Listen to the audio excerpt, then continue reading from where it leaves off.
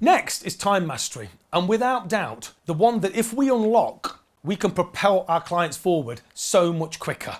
This is the one that we are all given the same amount of every single day, but some people seem to use it better than others. A wise person once said that you can make £1 million and you can lose £1 million, but there is nothing stopping you from making that £1 million again in the same lifetime. But once you've spent, or more likely wasted, a second of your time, it's gone forever, which is why time is more valuable than money. And the first stage to coaching is raising our awareness. And an awareness raising tool that I use is the time zone.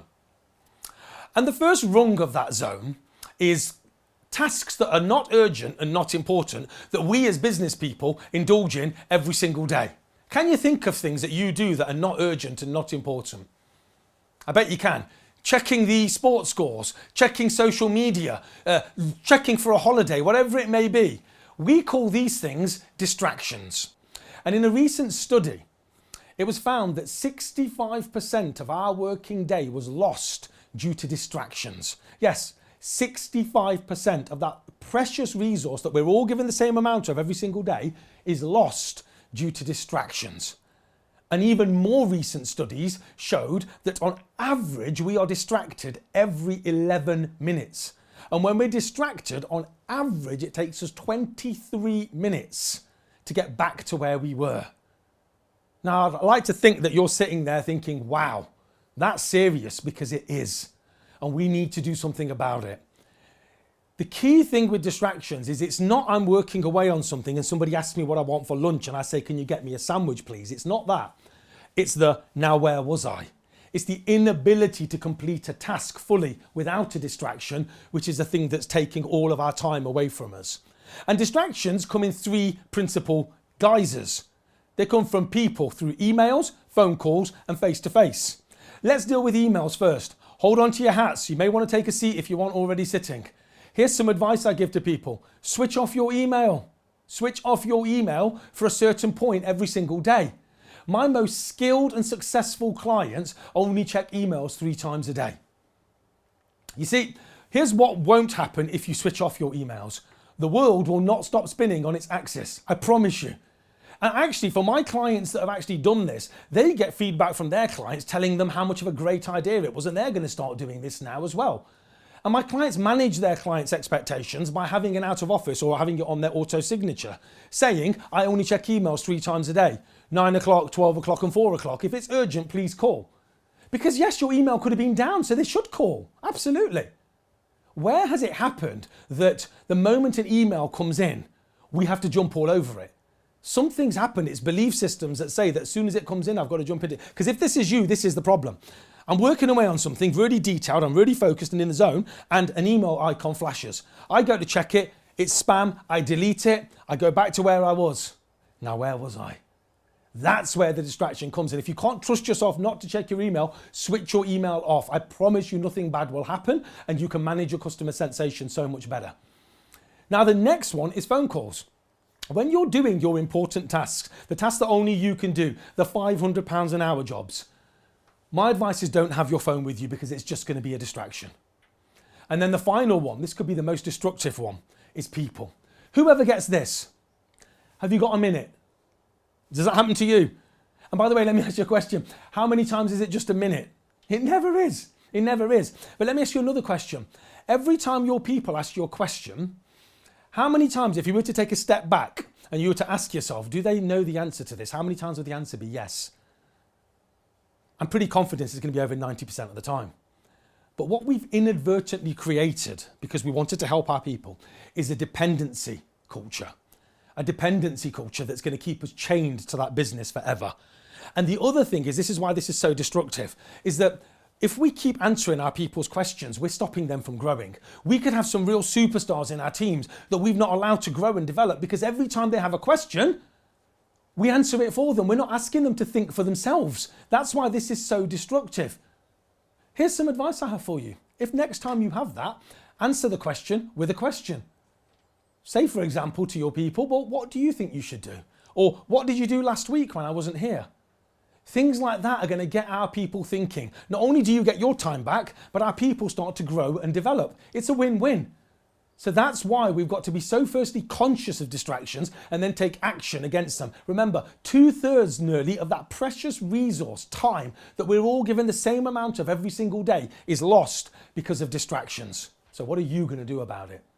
Now, the next rung up is urgent and not important.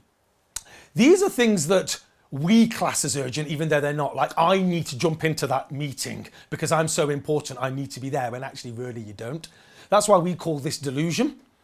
The next rung is urgent and important. We call this demand because this is us working in our businesses. This is us doing the day-to-day stuff. But then the real magic is at the top of this pyramid. The not urgent, but important. The not urgent, but important. We call that the zone, the £500 an hour jobs. The working on the business, not in the business. And me as the coach, my job is to get my clients into the zone more often. Because the rule of thumb is for every 1 minute I can get you in the zone, I'll save you 10 on having to be in demand. For every 1 minute I can get you being proactive, I'll save you 10 having to be reactive. So have a look at the time zone, ask yourself where you are on that zone and where you spend most time and how you're going to get yourself in the zone for much longer, because that's where all the magic happens. So let me give you some more tips on managing your time better. Well, the first one is set goals daily. Set goals daily. Do you think the likes of Alan Sugar, Richard Branson get out of bed in the morning and say, let's see what happens today? No. They have their objectives, and God help you if you get in their way. They're very, very disciplined, and therefore they achieve so much more because they've already said what they're going to achieve before they've started the day. Next one, don't finish today until you plan tomorrow. What does that mean? For you list makers, this is for you. So most people, when writing a list, write it in the morning for that day. But when you write that list in that morning, you're going to spend a few more minutes that morning trying to work out what you can delegate, what resources you need, what you need to prioritize, etc. Now, writing the list the day before is what this is all about. So for those of you that write lists, you should try this. Write your list for tomorrow before you finish today. By that, what it means is that if you write that list, hopefully when you go home and switch off and you're recharging, your subconscious mind starts to already order and prioritize that list, meaning that when you go into the office in the morning, you can hit the ground running. Next one, eat a frog for breakfast every day. What does that mean? Well, firstly, it's the title of the most powerful time management book you can buy. It's a book called Eat That Frog by a gentleman by the name of Brian Tracy. Now, eat a frog for breakfast. When we have our list of things to do and we've got that horrible thing to do, whether it's do that disciplinary hearing with one of our people, whether it's call that complaining customer, whether it's deal with that bill that's not been paid by one of our clients, we've got a habit of putting it off. We've got a habit of finding 1,000,001 other things to do instead of that horrible thing. But when we do that, it hangs over us like a dark cloud all day, sapping our energy because it stays, it's not going anywhere, it's still there. Eat a frog for breakfast means do the horrible thing first, not last. Do it first. Strike it off your list. Free yourself from those shackles of worry that you've had for the rest of the day so you can go forwards with your energy in the right place. Don't major in minor things. I think that's pretty self-explanatory. It's about the £500 an hour jobs as opposed to the £8 an hour jobs. Create a default diary and stick to it. In all my time coaching, it's still the most powerful tool I'm ever going to give a client. I could never explain it on this video because I wouldn't have enough time. But it goes on a simple premise that when we were at school, we were given a timetable and the timetable told us where to be and what to be doing. And that's the same with regards to a default diary. It's about plugging in the £500 an hour jobs first so they happen by default at the same time and the same place every single week. The other stuff, the £8 an hour job, works around it. See, most business people have got it the other way around. £8 an hour stuff in first and then no time for the £500 an hour job. So default diary is that. The next line, invest time, don't spend it, is for me the most important one on this slide because it's all about our relationship with time and it's about our mindset. You know, when people are standing there idly chit-chatting and wasting our time, who's letting them do that? Yeah, we are. Of course we are. So it's about analysing and assessing our relationship with time. How much do we value it? The phrase that I ask you to consider is become ruthless with your time. Become ruthless. Realise that this precious commodity that we're all given the same amount of every single day will determine my success. Have agendas for all meetings. For those of you that have to attend a lot of meetings, demand an agenda with timings on it. I mean, how many times have you been called to a meeting that was only supposed to last for an hour that took 3? I was a stickler for this, and I still am, that if you want me to attend a meeting, you need to tell me what it's about and how long it's going to be. That then at least allows us to plan the rest of our day. Have conference calls to save time. So for those of you with multi-site operations, or you have to do a lot of traveling around the world, let's try to embrace technology. Let's ask people if we can have a conference call or a video call. And people say to me, no, Jazz, I can't do that because it's a sales call, it's a really big deal, or it's recruitment, I'm meeting a potential new employee. Well, let me tell you something. I've seen people recruited on six-figure salaries. I've seen £1 million plus deals done over Skype. And the great thing is, by the way, that if you ask somebody if you can do it on the phone or on a video call, normally they're really happy because they don't have to tidy their office for you and they don't have to make you a drink. But most importantly, you're going to save loads of dead time traveling. So think about technology. And then the final one is learn to delegate to your team. Now, wow, this is a 6-hour video in itself, and there's no way I can cover it all off on this video, okay? But this one's massive because I understand why people don't want to delegate to their people. It's typically because they've been burnt before, and if a job's worth doing, you may as well do it yourself. But here's the thing, if you're holding on to everything like this in your business and not letting go of anything, how can you catch that next £1 million deal that someone sends to you? You can't. You can't.